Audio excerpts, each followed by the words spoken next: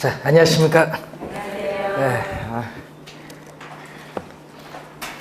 오늘 올해 마지막 수업이네요.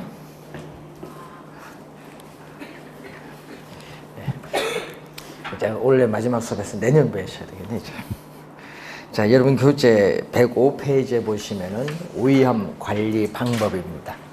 자, 저번 주에 우리가 위험 관리 방법 4가지 설명했는데 그 중에서 위험의 전가가 좀 중요하다고 설명했고 또 이 위험을 처리하는 방법도 지금 교재에 4가지가 나와 있습니다. 자, 우선 첫 번째가 위험을 어떻게 해요? 위험한 투자를 제외시키는 방법이죠. 자, 이것은 위험의 앞에서 배운 회피에 속하는데, 자, 위험한 투자를 제외시키는 방법은 우리가 투자한 원금을 잃지 않으려고 우리 정부가 보증한 국채와 같은 안전한 자산에 투자하는 것을 말합니다. 자, 이런 것은 위험한 투자를 제외시키는 방법으로서 수익률이 상당히 낮죠. 안전한 자산에 투자하니까. 그래서 항상 투자자의 부를 극대화시켜주는 방법은 아닙니다. 두 번째는요, 이 경기 지금 침체 시에 많이 행하는 방법이 바로 이 두 번째 같은 경우인데 보수적 예측 방법입니다. 보수적, 낙관적으로 투자하느냐, 보수적으로 투자하느냐, 뭐 여러 가지 얘기를 많이 하는데 이 보수적 투자 방법이다, 예측 방법은 투자 대상, 투자 안으로부터 이 장래, 미래에 기대되는 수익을 가능한 한 이 수익을 낮게 예측해, 미래의 수익을 가능한 한 낮게 예측을 해서, 왜? 경기가 침체가 되고 있으니까. 그래서 그걸 기준, 가능한 낮게 예측한 것을 기준으로 투자 결정을 하는 방법이 보수적 예측 방법에 의한 투자입니다. 그러니까 보수적이라는 것은 쉽게 얘기하면 경기가 나쁠 때 많이 행하는 방법이에요. 경기 좋을 때는 뭘로 해요? 미래 수익이 좋아질 것이라 예상되니까 이렇게 낙관적으로 많이 해야겠죠. 자, 우선 보수적 예측 방법이고, 세 번째가 위험 조정 할인율을 사용하는 방법이죠. 자, 위험 조정 할인율을 사용하는 방법을 보면은 이 부동산에 있어서의 가치. 자, 이 부동산 가치는 부동산 소유. 부동산에 투자해서 이제 소유하고 있으면요, 그 부동산으로부터 장래, 미래에 기대되는 수익이죠. 이 장래 또는 미래에 기대되는 수익을 현재 부동산의 가치로 환원을 해야 돼. 현재 부동산 가치로 환원할 때 할인율을 적용하죠. 할인을 합니다. 자, 여러분 장래에 기대되는 수익이 1억 원인데 1억 원을 현재 가치로 할인하면요, 1억 원보다 작아요.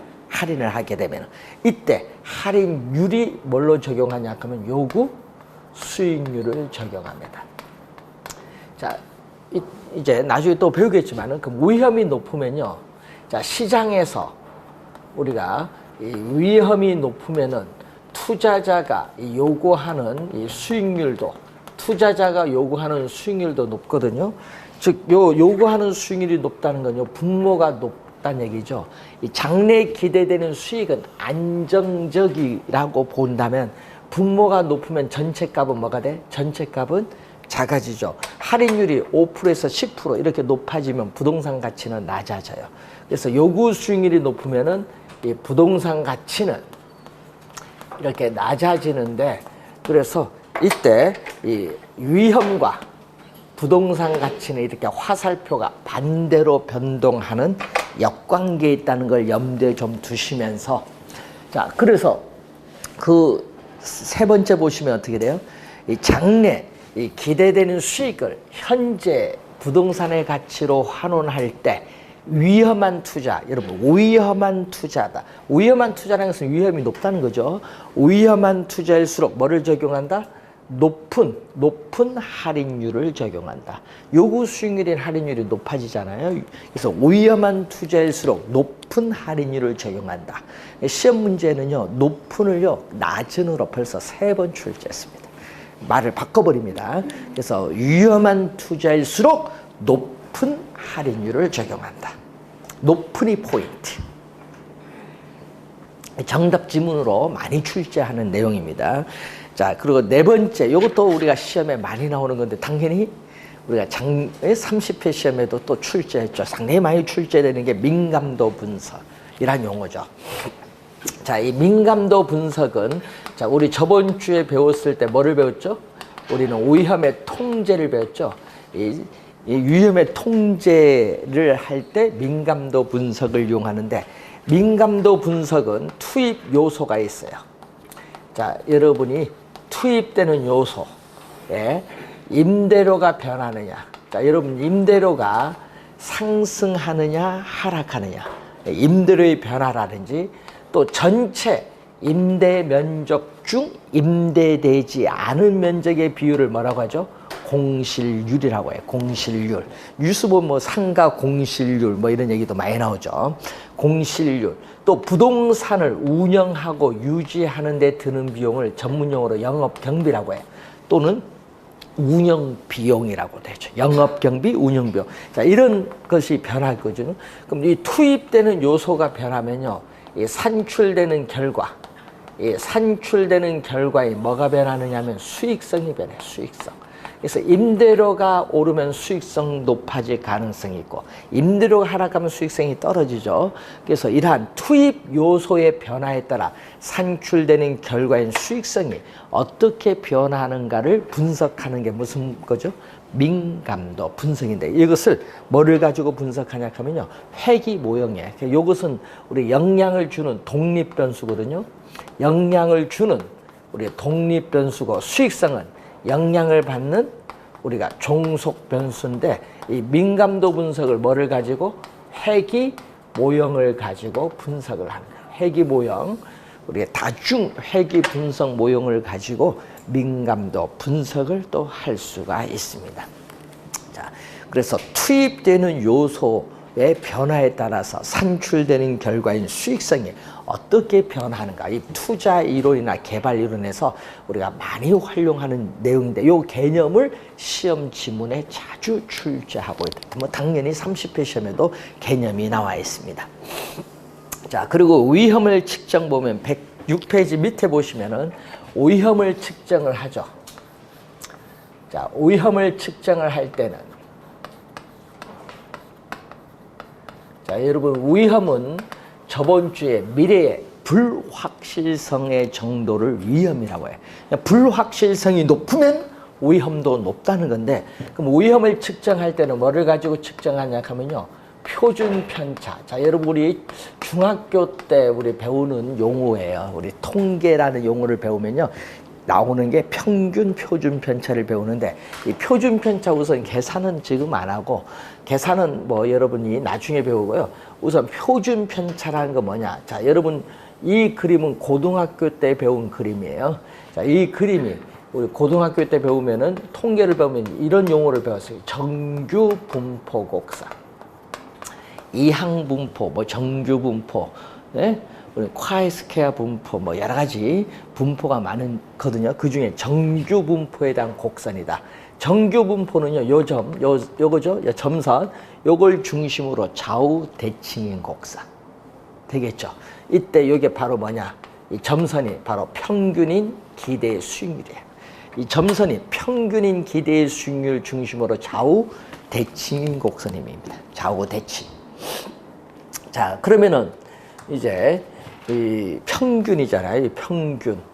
이 평균인데, 자, 여러분이 우리 공인중개사 시험을 치게 되면은 정규 분포 곡선을 가지고 이렇게 또 분석을 해요. 여기 분석팀이 있어요. 여러분이 몇 명 응시했을 때 몇 명 정도 합격하면 몇 프로 합격 이렇게 한번 이제 보거든요. 예측을 한번 해보는 거예요. 그럼 하게 되면은 우리가 평균이 중심으로 좌우 어떻게 배분되느냐, 요걸 보는 겁니다. 근데 공인중개사 시험을 치면요, 이 개론 시험을 쳤다. 그럼 예를 들어서 30회 시험 개론 시험 쳤다. 그럼 개론 시험 치면 평균 얼마 나오느냐? 평균 38점이야. 전국 평균. 응시자 전국 평균이 38점. 야, 그 어떤 분은 야, 요거 너무 낮냐 하니까 여러분 38점은 어렵습니다. 쉬운 게 아니에요. 그 민법은 얼마냐? 민법 평균이 41점 정도. 예? 한 3점 정도 차이가 있으니까 원래식 같은 게. 그런 식으로 그래서 여러분이 민법 평균 41점, 개론 38점 나면은 전국 합격자 25,000명 딱 이렇게 예측이 딱 돼서 나와요. 돌리면 시스템을 그런 식으로 보는데 올해는 약간 쉬웠는지 27,000명 합격했죠. 그래서 그런 것을 이제 가지고 분석을 해요. 그러면은 표준 편차는 뭐냐? 위험을 측정하는데 이 평균인 기대 수익률로부터 얼마나 떨어져 있느냐? 얼마나 떨어져 있는가를 보는데 평균에 밀집해. 여러분들이 요 평균에 이렇게 밀집하죠. 이렇게 별량들이 이 빨간 선 있죠. 이 빨간 이 점들이 평균에 밀집해 있으면은 평균에 가까이 가면요 위험이 작아요. 그러니까 이때는 표준 편차가 평균으로부터 얼마나 떨어져 있는가를 측정하는 지표가 표준 편차인데 여기에 가까이 가면 갈수록 표준 편차가 작고 그때 위험도마다 낮은 것을 말해. 그러니까 표준 편차가 작으면 평균으로부터 떨어지는 정도가 작기 때문에 위험도마다 낮다. 근데 반대로 이런 형태의 그림이 있어요. 이렇게 별량들이 파란 선이 평균으로부터 점점 멀리 떨어져. 이렇게 되면은 평균으로부터 멀리 떨어지면 표준 편차도 크고, 그러면 표준 편차가 크면 위험은 뭐다? 높다는 것을 나타낸다. 이걸 잘 이해를 해둬야 돼요. 이거. 문제 풀다 보면 이게 상당히 중요하거든요. 표준 편차가 클수록 위험은 높고, 표준 편차가 작을수록 위험은 낮다. 요거는 이제 표준 편차 계산 못해도 요거는 지문상에 많이 활용을 해야 되니까 꼭 기억을 해 두셔야 돼요. 자, 우선 우리가 표준 편차에 대한 그러한 내용입니다. 표준 편차. 자, 표준 편차 관련해서 한번 봤고, 자, 수익률을 한번 봅니다. 오른쪽 페이지 보시면은 수익률. 자, 여러분이 미래에 불확실성에 투자를 하면은 그 투자에 대한 대가로서 나타나는 게 수익이에요. 투자의 대가로 나타나는 게 수익인데 수익률이죠. 수익률은 부동산을 취득을 하는데 우리는 투하된 자본이 부동산을 취득하는데 투하된 자본이 바로 뭐가 돼? 투자 금액이죠. 부동산을 취득하는데 투자 금액에 대한 뭐의 비율? 순수익과의 비율인데 여러분 항상 이 수익률 뒤에 이렇게 율이 나오면요 퍼센티지 개념. 율이 나오면 퍼센티지 개념일 때 퍼센티지일 때 뭐를 곱해주면 돼요? 100을 곱해주면은 몇 퍼센티지가 나오는 거예요. 네? 그래서 율이 나오면은 퍼센티지 개념이기 때문에 100을 곱해주면 이렇게 몇 퍼센티지가 나온다. 그렇게 계산하시면 돼요. 100을 곱해주는 이유는 퍼센티지로 만들기 위해서 그렇다. 이런 얘기입니다. 자, 수익률인데 그러면 여러분들이 수익률의 종류가 나오거든요. 그래서 여러분 이 종류 중에 여러분이 귀에 익은 용어도 있어요. 그 중에 많이 익은 용어가 기대의 수익률이에요. 기대의 수익률. 자, 이 수익률에 있어서 여러분 교재 보면은 기대의 수익률을 예상 수익률이라고 해요. 예상 또는 투자가 이루어지기 전이기 때문에 또 무슨 수익률? 사전. 사전이라는 것은요. 투자가 이루어지기 전입니다. 그래서 실제 투자를 하기 전에 투자를 한다고 예상을 하는 게 아직 안 했는데 예상할 경우에 미래에 예상되는 수익률이 얼마냐. 지금 여러분 돈이 있어요. 그럼 나는 상가 건물 5층에 투자를 하고자 해요. 근데 투자로부터 1년 뒤에 예상되는 수익률이 한 7% 나올 것 같다. 그럼 그게 바로 예상 수익률 몇 프로? 7%. 그러니까 말 그대로 투자 아직 안 했는데 투자한다고 예상할 경우에 미래에 예상되는 수익률을 얘기해. 미래에 예상되는 수익률. 자, 그래서 여러분들 이건 자주 쓰죠. 아, 네, 저 건물 사면 저거 1년 뒤에 몇 프로 수익률 나올까? 그런 게 나오잖아요. 자, 여러분이 우리 가면은 그 홍대 요즘 뭐 젠트리피케이션으로 해서 이 외곽으로 지금 기존에 있던 점포들이 외곽으로 빠져나가잖아요. 그러면은 그 왜 빠져나간 이유 중에 하나가 뭐가 비싸요? 우선 임대료가 많이 폭등해서 비싸요. 그러니까 그 높은 임대료를 감당할 수 없는 업체들이 임대료가 싼 주변 지역으로 상권이 빠져나가는 거예요.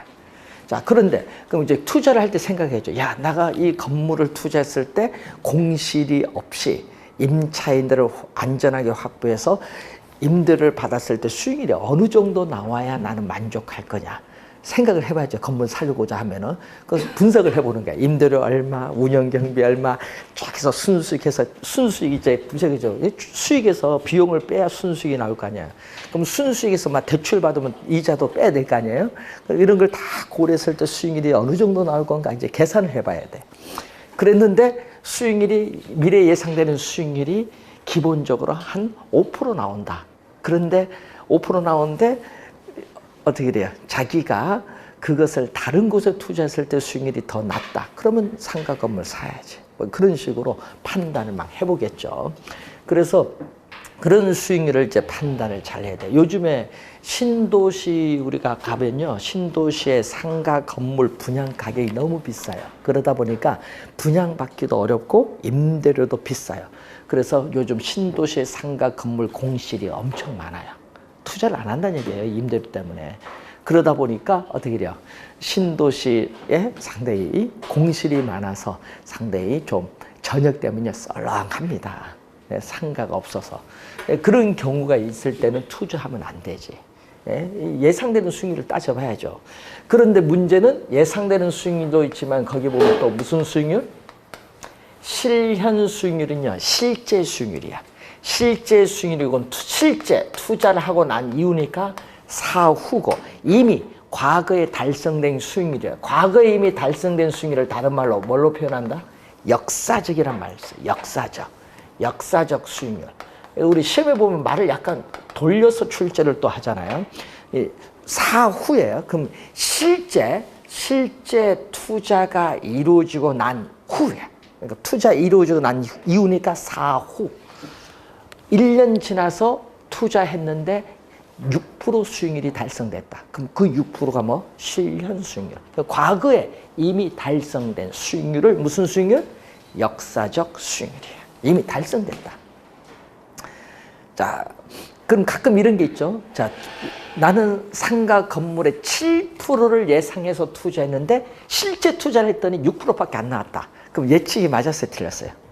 틀렸죠. 항상 예측이 일치하리라는 보장은 없어요. 왜? 미래의 불확실성에 투자하니까. 이거 같을 수도 있고 다를 수도 있어요. 그럼 요 차이가 발생했다. 아까 몇 프로 차이? 1% 차이 발생했죠. 그게 위험이에요. 쉽게 하면 그게 위험. 차이가 발생하면 위험이 발생했다는 거예요. 불확실성으로 인해서. 그러니까 요 차이가 바로 뭐다? 위험이라는 거예요. 만약에 같았다. 미래 예상되는 수익률과 실제 달성된 수익률이 같았다. 그럼 위험이 없다는 거야. 정확하게 예측이 맞았다는 얘기지. 그럼 시장에 위험이 없었다는 거지. 그래서 요 차이가 바로 위험이라는 걸 염두에 두시면 되겠고, 그리고 또 하나가 있어요. 우리 시험 문제는요, 요 요구 수익률을 자주 내요. 시험 문제는 요구 수익률 개념이, 여기 요구 수익률 개념을 보면요, 자, 요구 수익률은 이 미래의 불확실성에 투자하면 위험이 발생해요. 그래서 이 투자에 따르는 위험을 고려했을 경우에 투자자가 투자 자금을 투자를 함으로써 충족되어야 할 최소한의 수익률이야. 그럼 시험 문제는요, 이것을 출제를 할 때 최소를요, 말을 바꿔요. 출제원들이 뭘로 바꾸냐 하면요, 최대로 바꿔버려. 최소한의 수익률을 출제할 때는 최대로. 27회 시험에도 최대로 출제했어. 말을 바꿔버립니다. 최소, 최대 이렇게. 최소한의 수익률입니다. 최소한의 수익률. 자, 여러분들이 가끔 있죠. 우리 아침에 일어나셨어요. 아침에 날씨도 춥고 비도 약간씩 오고 일어나기도 귀찮다. 그때부터 이제 여러분은 갈등을 합니다. 일어날 것인가, 더 잘 것인가. 선택에 직면해. 이 선택에 직면하게 되면 항상 나타나는 용어가 뭐다? 기회비용. 우리 경제론에서 가장 중요한 용어인데, 이 요구 수익률이요, 해당 투자에 대한 기회비용 개념이야. 기회비용 개념. 항상 기회비용은 선택의 대상이 주어지면 기회비용이 발생해. 그러면 선택할 대상이 주어지잖아요. 그러면 선택의 대상이 주어졌을 때 여러분이 선택을 합니다. 어떤 것을 선택을 했다. 자, 어떤 것을 선택을 합니다. 자, 어떤 것을 선택을 했을 때 포기. 자, 어떤 것을 선택을 했을 때 또 포기를 해. 선택 대상이 여러 개 있잖아요. 하나를 선택하면 나머지는 포기해야겠지. 그럼 이 포기 되는 것에 무슨 가치? 최대. 포기되는 것에 최대의 가치를 뭐라고 한다? 우리는 기회비용이다. 기회비용. 선택이 여러 개 있거든요. 예를 들어서 여러분이 전기, 예금에 투자를 할 거냐, 상가, 건물에 투자할 거냐, 또는 국채에 투자할 거냐, 투자 대상이 주어졌는데 연간 수익률, 자, 미래에 예상되는 연간 수익률이 정기예금은 몇 프로? 3%, 상가는 7%, 국채는 1.5%다. 그러면 여러분들은 투자 자금을 어디에 투자하겠어요? 예? 우리는 예상되는 연간 수익이 높은 상가를 선택해서 투자를 하죠. 그러면 이제 상가를 선택했어요. 그럼 여러분 상가를 선택을 해서 투자했어요. 그러니까 상가를 선택해서 투자했을 경우에 기회비용은 얼마냐 얘기예요. 예? 그러면 상가를 선택을 해서 투자를 했을 경우에 기회비용은 선택했으니까 포기, 뭐 포기? 정기예금, 국채 포기. 포기된 것에 뭐다? 포기된 것에 무슨 가치? 최대. 어느 게? 요거죠. 포기된 것 중에 최대. 몇 프로? 3%가 기회비용이다. 무슨 얘기냐면요. 자, 상가를 선택해서 투자를 했지만은 투자자는 나는 투자 자금에 대해서 못 받아도 최소 3% 이상은 받아야 되겠다. 이 말이야. 7% 예상해서 투자를 했지만은 최소한 못 받아도 몇 프로 이상? 3% 이상 최소한 받아야 되겠다. 이 3%가 바로 뭐다? 기회비용 개념으로서 무슨 개념? 요구 수익률이다. 최소한의 수익률. 여러분 가끔 얘기하죠. 어디 내 1억을 투자하면 나 최소 정기예금 수익률만큼 나오면 되겠다. 그 예금, 그럼 그 정기예금 수익률이 바로 뭐가 돼? 기회비용이겠지. 그래서 이 개념은 우리 진짜 많이 사용합니다. 자, 여러분 공인중개사 공부를 선택했을 때 선택하면 포기를 뭐 해요, 여러분? 지금 공인중개사 공부를 선택했어요. 그럼 포기는 뭐 할까요? 포기 고민할 거 없어요. 1년 시간 포기했어요. 예? 10월 마지막 주 토요일 날 시험 칠 거 아니에요.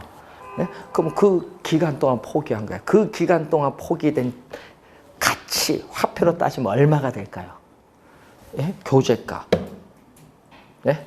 교재값, 문제집값, 여러분 또 볼펜, 뭐 연습장, 뭐 있죠, 차비, 식대, 요거만 했어요. 도서관값, 그 다음에 또 뭐 먹어야 돼? 공부하면 체력이 딸려. 약 먹어야지. 한약 드셔야 될 거 아니야, 한약. 한약, 보통 뭐 2제 정도 듣더라고, 겨울에 보통 얘기 들어보면. 한약도 드시지. 예? 그 다음 또 뭐를 해야 돼요? 예? 여러분, 수업, 이제 월요일부터, 다음 주부터 4시간 공부하잖아요. 수업을. 4시간 하면은 4시간 곱하기 왔다 갔다 30분, 1시간 더 해주고, 예? 점심시간, 커피 마시는 1시간, 6시간, 집에서 또 한 2-3시간 공부한다. 그러면 여기에 총 8시간 정도 되잖아요. 8시간 곱하기, 어떻게 돼? 최저임금 8천 얼마, 1시간당 딱 때려서 해보세요. 얼마 나오는가? 얼마 나오는가? 한번 계산해 보세요. 옛날 가정주부에 가서 노동은 한 시간 5천 원 계산했거든요. 우리가 한 20년 전에. 지금은 더 높아질 거 아니에요. 그러면 최저임금으로 계산을 해서 곱해보세요. 곱해서 며칠? 24일 곱하기 몇 개월? 예? 12개월. 다 그럼 이게 여러분 다 돈이에요. 그래서 계산을 해봤더니 얼마 나오냐? 평균 3천만 원 나오더라. 3천만 원 가치가 있어요. 공인중개사 공부하는데 여러분 투자한 시간의 가치가. 그러면 3천만 원이 포기된 가치인데 나는 선택해서 가치가 포기된 가치보다 높아야 될 거 아니에요. 선택된 가치가 포기된 가치보다 높아야 여러분은 진짜 공부 잘한 거예요. 그러니까 무슨 수를 써든 뭐를 해야 돼? 합격을 해야지. 합격을 해야 뭐가 나올 거 아니에요. 왜? 우리나라는 자격증은 영속성을 가져요. 미국 같은 경우는요, 자격증 따면요, 2년 이내에 오픈 안 하면요, 다시 시험 쳐야 돼. 예? 우리 AP 선물거래사 자격증이 뭐든, 예? 현직이 없으면 2년이 경과하면 다시 시험을 쳐야 돼. 우리나라는요, 관계없어. 10년 뒤에 오픈을 하든 20년 뒤에 오픈하든 우리는 영속성을 가져서요. 아무런 관계가 없어요. 예? 가끔 돌아가신 분 자격증도 있더라고요. 서울특별시에 단속 갔더니 돌아가신 분 자격증 걸고 하신 분도 있어. 예? 예? 그러니까 상당히 웃기는 얘기예요, 이렇게 보면. 자, 그래서 이 기회비용 개념이 상당히 중요합니다. 그래서 여러분들은 항상 선택에 직면했을 때 이걸 기회비용 개념을 잘 활용해야 돼요. 우리가 외국에서는요, 어릴 때 보통 5, 6살부터 이 기회비용 개념을 가르쳐요. 경제에. 그래서 항상 외국에서는 선택이 늘 직면하니까 항상 요걸 다 선택 포기했을 때 어디가 가치가 높은가 요것을 늘 따집니다. 자, 그래서 여러분 기회비용 개념이 요구 수익률 개념인데, 그럼 또 시험에 많이 나오는 지문이 있어요. 이 기대 수익률과 요구 수익률, 여러분 실현 수익률은 투자가 이루어지고 난 이후니까 투자 판단과는 관계없어요. 그럼 투자 판단은 뭐와 판단을 해야 돼? 기대 수익률과 뭐를 가지고? 요구 수익률을 가지고 판단을 해야 돼. 자, 여러분 기대 수익률이 투자로부터 미래에 예상되는 수익률이 7%인데 최소한의 수익률이 3%다. 그러면 어디가 높아요? 최소한의 수익률보다 미래에 예상되는 수익률이 더 높으면 투자를 할까요 말까요? 투자를 해야 돼 말아야 돼? 해야죠. 일단 투자를 해야지. 투자를 채택하는데 이런 지문을 출제해요. 기대 수익률이 요구 수익률보다 클 경우에 투자자는 투자를 채택할 것이다. 이렇게 나와요, 시험 문제. 벌써 최근에 4번 출제했어요. 그러면 만약에 여기 작으면 어떻게 돼요? 자, 여러분 요구 수익률은 3%인데 미래에 예상되는 수익률이 2%다. 이 미래에 예상되는 수익률이 더 낮으면은 투자자 입장에서는 어떻게 돼요?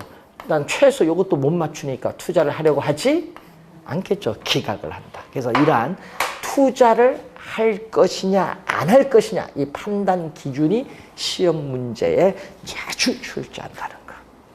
그러면 여러분 뒤에 가서 우리 또 배울 텐데 부동산 투자 분석 기법 가면요. 이번 30회 시험의 정답이 뭔지 아세요? 또 투자 채택 기각 기준 순현가를 물었어. 순현가는 0을 기준한데 1로 출제한 거예요. 그래서 항상 기준이 중요해요. 투자를 할 거냐, 기각할 거냐, 그 기준을 잘 공부해 두셔야 돼요, 항상.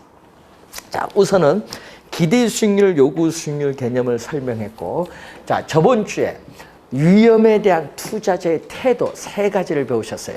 위험 회피형 투자자, 위험 중립형 투자자, 위험 선호형 투자자 3가지를 배웠는데, 그 중에 대부분의 투자자는 무슨 성격? 대부분의 투자자는 위험 회피형 투자자야. 의 성격. 그러면은 위험 회피형 투자자는 자 위험 기대 수익률 평면에서 이렇게 주어져요. 자, 위험이 제로. 여러분 위험이 제로일 때 이게 1.5%다. 예를 들어서 위험이 제로일 때 1.5%의 수익이 있다. 자, 이것을 우리는 전문 용어로 뭐라고 하느냐? 1.5%를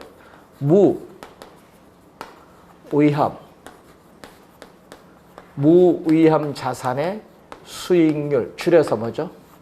무위험 자산의 수익률을 줄여서 무위험률. 무위험 자산, 없을 무자거든요. 위험이 없는 자산, 뭐죠? 위험이 없는 자산, 국가가 보증한 뭐다? 예를 들면 국채, 국가가 망하지 않는 한 위험이 없지 뭐.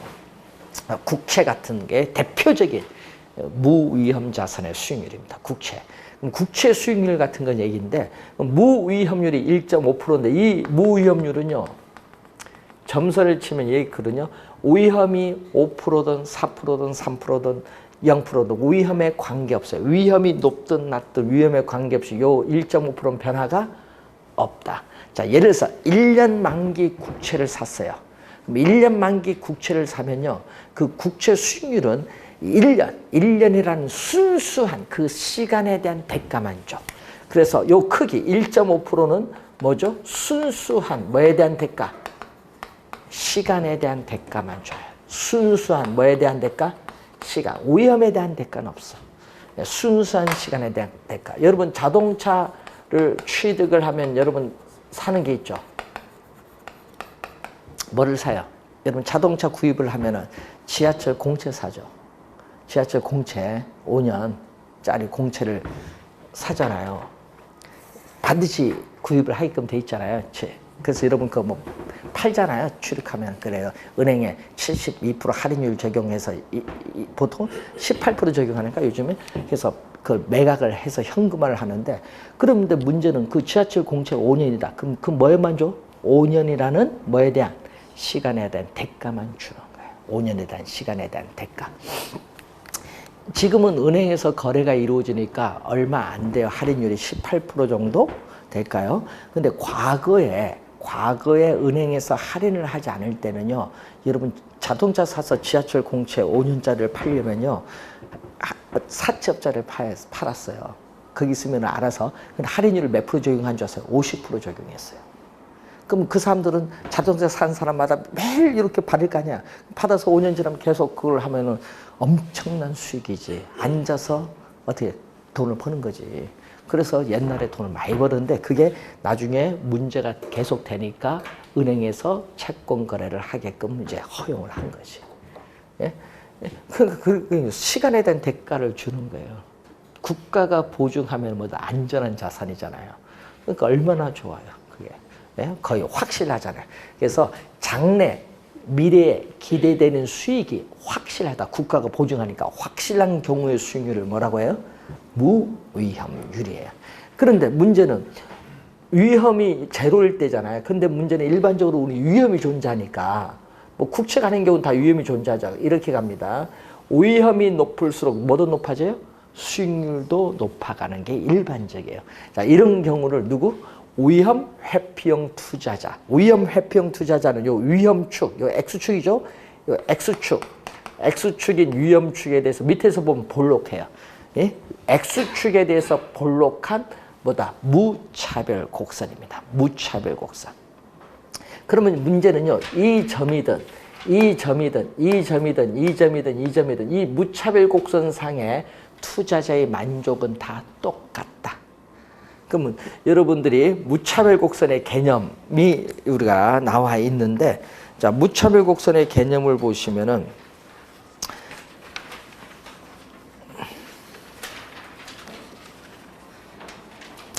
포트폴리오 쪽에 나와 있나? 112페이지 맨 밑에 보시면은 무차별 곡선의 개념이 나와 있어요. 자, 차별이 없다. 여러분, 무는 없을 무자잖아요. 무차별 곡선은 차별이 없는 곡선인데, 즉 누구에게? 투자자에게 똑같은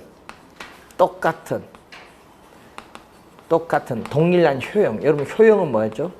효용은 상품을 소비함으로써 얻는 만족이야. 그러니까 투자자에게 똑같은 동일한 효용. 그러니까 요 곡선상의 어느 점이든지 투자자의 효용은 똑같다는 얘기예요. 가져다주는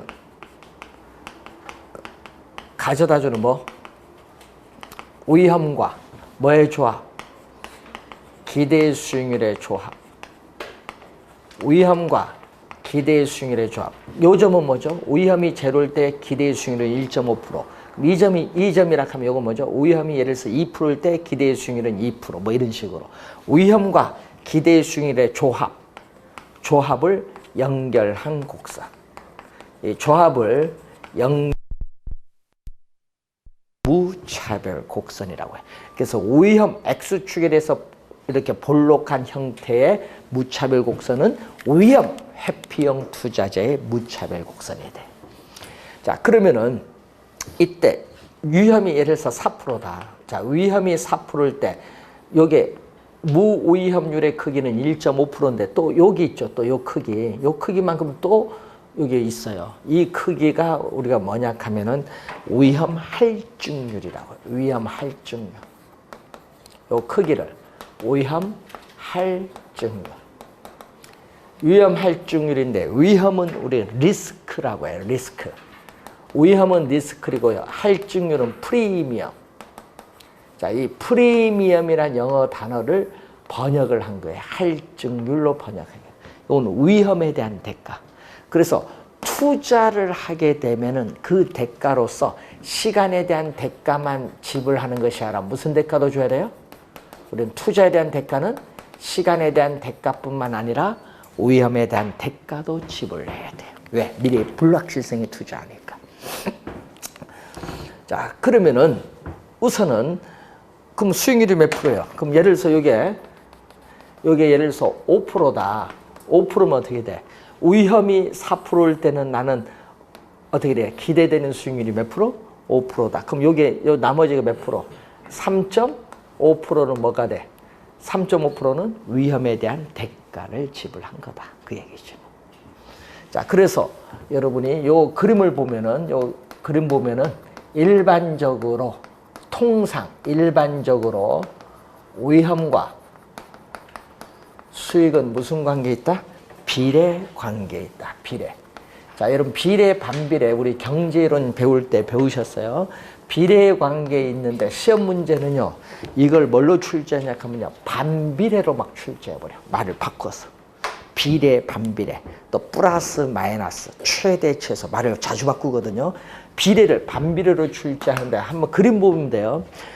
위험이 높을수록 수익률도 높아갑니다. 그래서 시장에서 투자자가 부담하는 위험이 높을수록 투자자가 요구하는 기대 수익률도 점점 높아가고 있죠. 그러면 이때 화살표가 같은 방향으로 변동하는 걸 뭐라고 해요? 플러스. 이걸 뭐라고? 비례 관계. 플러스 양의 관계를 무슨 관계? 비례 관계. 화살표의 변동 방향이 같은 방향으로 변동하면 플러스. 이것을 비례 관계라고 해. 이걸 전문용어로 거기 뭐라고 나오냐 하면은 위험, 수익의 뭐라고? 상쇄 관계. 상쇄 관계라고 한다. 그래서 상쇄란 건요. 위험이 높을수록 요구하는 기대 수익률도 높은데 그 두 개가 뭐가 된다? 상쇄가 된다 이 말입니다.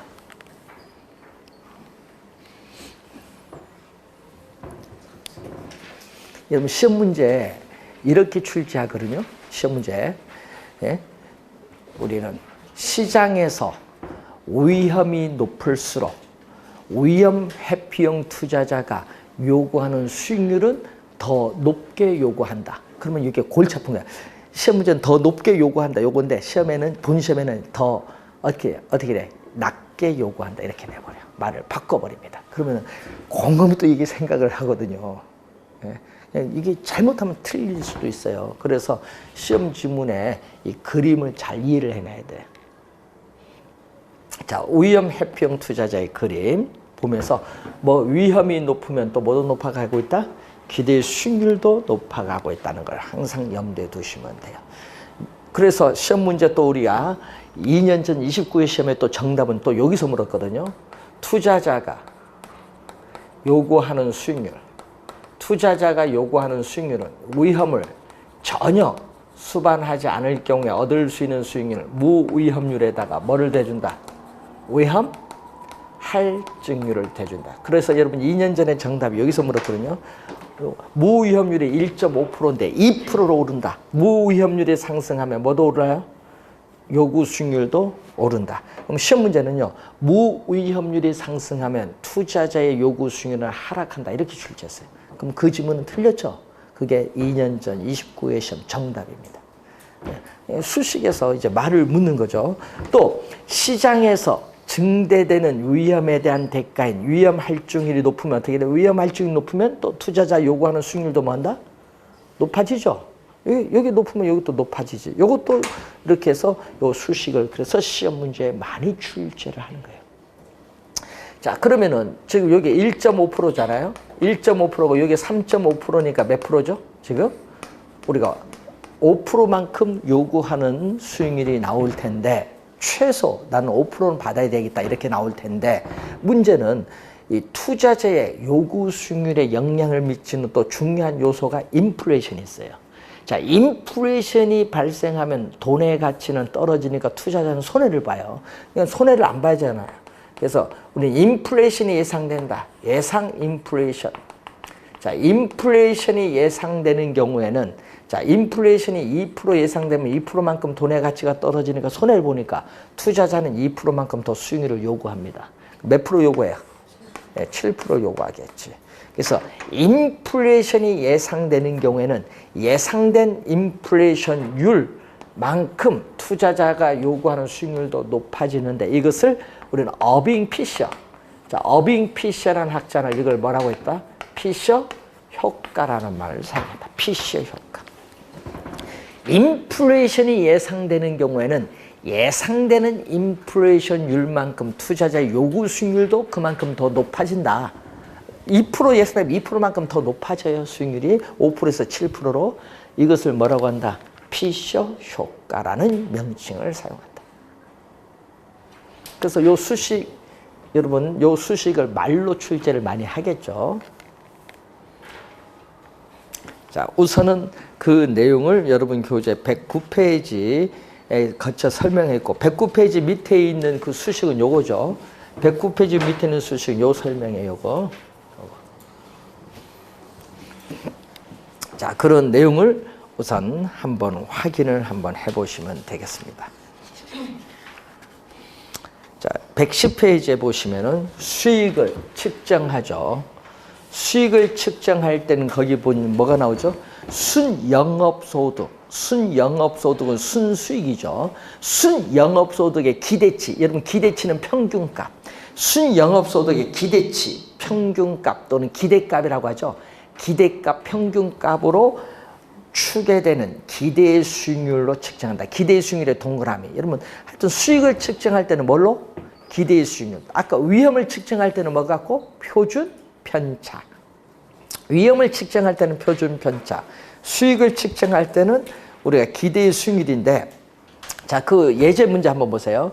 기대 수익률은 각 상황별, 경제 상황이 주어졌죠. 각 상황별 우리는 수익률, 각 상황별 기대 수익률에 각 상황이 발생할 확률을 곱해서 이를 합산하여 계산한다. 자, 시험 문제에 이렇게 표가 주어졌어요. 여러분, 시험 문제에 이렇게 표가 주어졌을 때 기대 수익률을 구할 수 있느냐 얘기지. 그래서 여러분, 표가 주어졌을 때 기대 수익률을 구할 수 있느냐. 그러면 그 기대 수익률은 아까 얘기했죠. 각 경제 상황에 따르는 예상되는 수익률은 얼마죠? 비관적일 때 몇 프로? 20%. 자, 비관적일 때 20%고, 자, 정상적일 때 몇 프로? 50%. 낙관적일 때는 몇 프로? 30%. 이 각 경제 상황에 따른 예상 수익률이 주어졌어요. 여기에 뭐가 들어온다? 가중치가 들어와야 돼. 가중치. 가중치가 바로 뭐죠? 각 상황이 발생할 확률. 그럼 각 상황이 발생할 확률이 거기 봤더니, 아니 여기 뭐지? 여기 8%네. 예상되는 수익률이 8%. 여기는 몇 프로? 10%. 10%. 여기 13%. 예상되는 수익률. 자, 그러면은 가중치를 곱하는데 우선 비관적일 확률은 몇 프로가 나왔죠? 20%인데 전체 20%라는 건요. 전체 우리는 확률은 100%거든요. 확률의 합 100%. 전체 100%에서 몇 프로 차지한다? 20%. 이게 바로 뭐다? 이게 바로 가중치. 이게 바로 가중치야. 가중치. 비관적일, 전체 100%에서 비관적일 확률이 차지하는 비율, 가중치. 그럼 여기는 몇 프로? 정상적일 때는 전체 100%에서 몇 프로 차지? 50%. 그럼 낙관적일 때는 전체 100%에서 몇 프로 차지한다? 30% 차지하죠. 그럼 여러분 100%에서 20% 하면 요건 0.2예요. 그럼 요건 얼마다? 0.2고 여기는 얼마? 0.5. 요거는 0.5고 요거는 얼마? 0.3. 곱해주면 되지 뭐. 그래서 곱해주니까 얼마죠? 8이 16, 1.6%. 여기는 얼마? 0.5에 10%니까 몇 프로? 우리는 5%에다가 여기는 얼마? 0.3, 3.9%.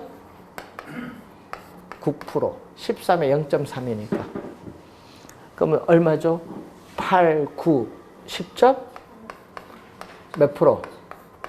5%. 기대수. 이 정도 계산되죠? 예? 표는 주어져요, 문제에서. 표 주어질 때 이걸 계산할 수 있느냐. 예? 이번 30회 시험에 출제했어요. 표는 주어지고 이렇게 해서 계산하면 돼요. 예? 숫자 다 주어졌지. 그 숫자만 잘 넣고 계산하면 돼. 그래서 요거에 이제 여러분들이 이제 시험 칠 때 되면요. 이것은 어떻게 돼? 간단히 풀려요. 몇 초? 10초 안 걸려요. 예? 연습이 이제 되니까. 그래서 이런 유형의 문제는 점수를 주려고 내는 쉽게 내는 문제입니다. 그래서 올해 30회 시험에 출제를 했습니다. 수익을 측정할 때는 뭘로 측정한다? 아까 했던 기대 수익률로 측정한다. 기대 수익률. 그래서 표가 이렇게 주어졌을 때 기대 수익률 구하는 거 이것만 잘 연습하시면 되겠습니다. 자, 그리고 또 거기 포트폴리오가 나오죠. 자, 포트폴리오는요 1952년 지금으로부터 상당히 오래됐어요. 52년 우리가 미국의 마코이츠라는 학자가 있습니다. 자, 1952년 우리가 미국의 마코위츠라는 학자에서 처음 포트폴리오 선택이라는 논문이 발표되면서 용어가 나와 있어요. 그래서 이 포트폴리오는요, 우리가 유명한 격언이 있거든요. 그래서 이 마코위츠는요, 이 포트폴리오 설명할 때 예를 들어서 이렇게 설명했거든요. 한 바구니에 계란을 모두 담지 말라라는 그런 말을 사용했어요. 그 말은 바구니가 떨어지면 계란이 모두 깨지니까 그 말은 빗대서 투자 자금을 한 자산에 집중적으로 투자하면은 뭐다? 위험이 너무 높다는 거예요. 그래서 한 자산에 집중 투자하지 말고 뭘 하라? 투자 자금을 여러 자산에 나누어 뭐를 한다? 분산 투자하라. 이게. 투자자들이 투자하는 패턴을 주식시장에서 하는 걸 보고 발견한 이론 아니에요. 그래서 투자자들이 한 자산에 하는 게보다는 여러 자산에 나눠 투자한다. 왜 그럴까? 그걸 이제 분석을 해서 이제 만든 모형이잖아요. 그래서 한 자산에 집중적으로 투자하는 것이 아니라 여러 자산에 나누어 분산 투자함으로써 뭐를 줄인다? 위험을 줄이는 것을 목적으로 해. 위험을 줄이는 걸 목적으로 하는 게 포트폴리오다. 이 개념, 작년에 또 30회 시험에 또 출제했어요. 이 개념. 분산 투자에 따라서 뭐를 줄인다? 위험을 줄인다. 포트폴리오. 여러분도 투자를 할 때는 이 포트폴리오를 잘 하셔야 돼요.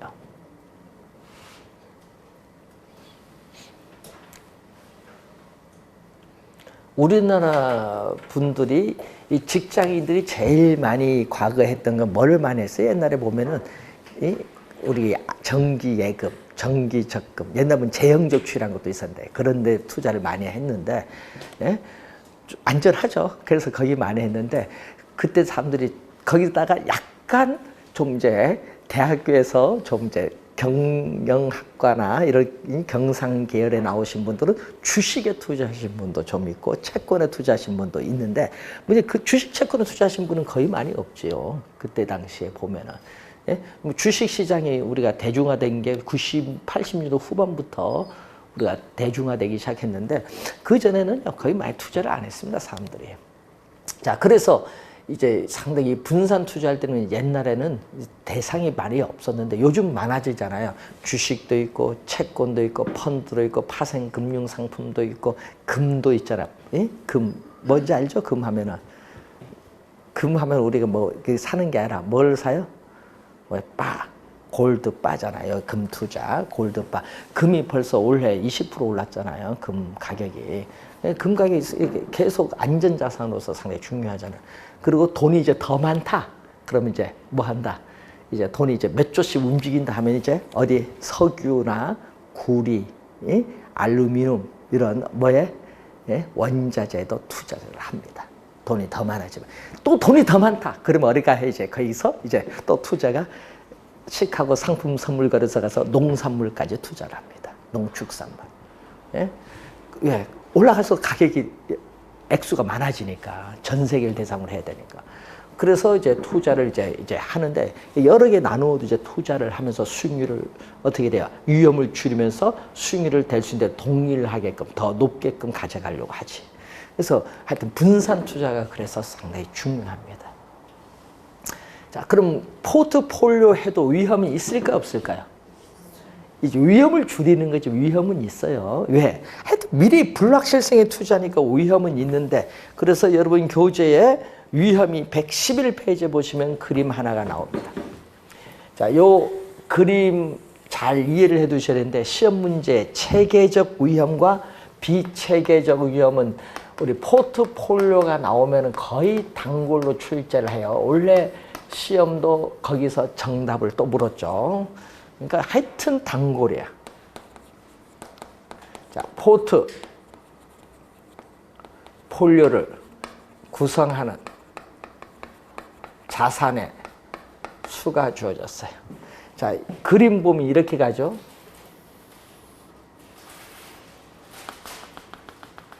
자, 포트폴리오를 구성하는 자산의 수가 적으면 위험은 어떻게 돼? 위험은. 자, 포트폴리오를 구성하는 자산의 수가 적으면은 포트폴리오에 따르는 총 위험은 이렇게 상당히 높죠. 총 위험은 무슨 위험?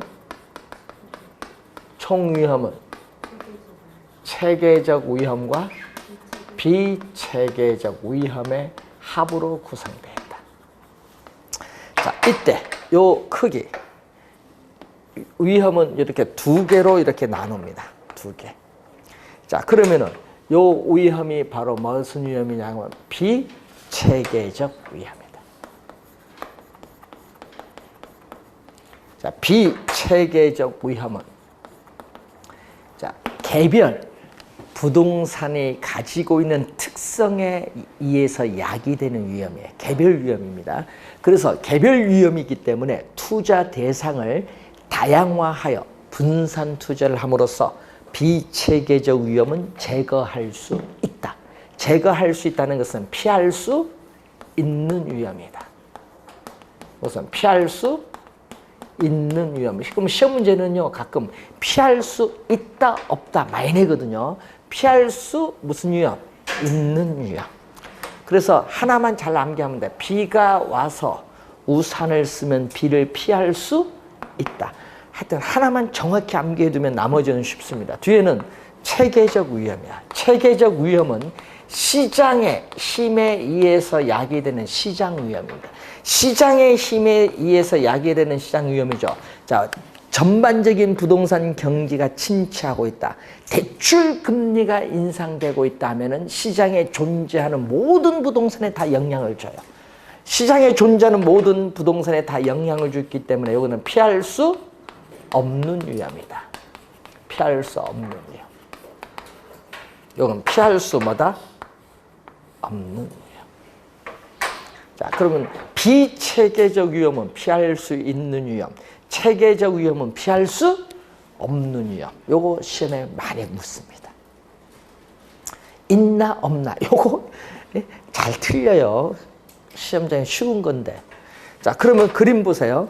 포트폴리오를 구성하는 자산의 수가 많아지면은 점점 통계적으로 뭐는 줄어들어요? 점점 비체계적 위험은 점점 줄어들어요. 비체계적 위험. 그럼 시험 문제는 뭘로 출제? 예?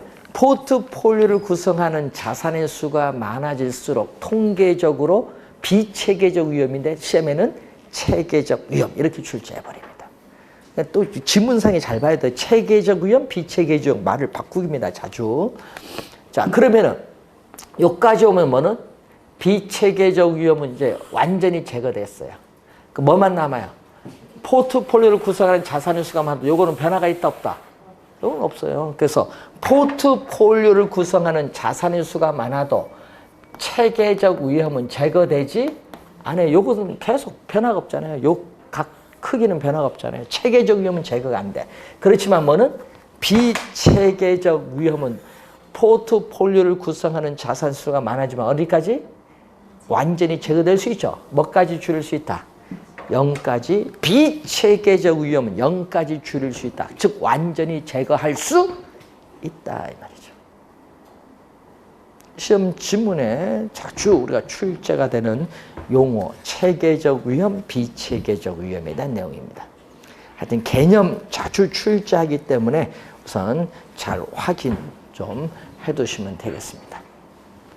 자, 우선 포트폴리오는 이 정도 개념 한번 확인해 두시고요. 좀 자세한 상관계수나 다른 내용은 나중에 기본서 교재 나와서 좀 잘 하도록 하시고, 그리고 또 요즘 투자 이론 배우려면요, 현재 가치, 미래 가치를 좀 알아야 되는데, 그래서 여러분 교재 113페이지에 첫 번째, 두 번째만 기초해서 설명합니다. 1번과 2번 요 두 가지만 설명을 하는데 그 설명하고 뒤에 현금 흐름 측정 넘어가도록 하겠습니다. 자, 잠시 쉬고 시작하겠습니다.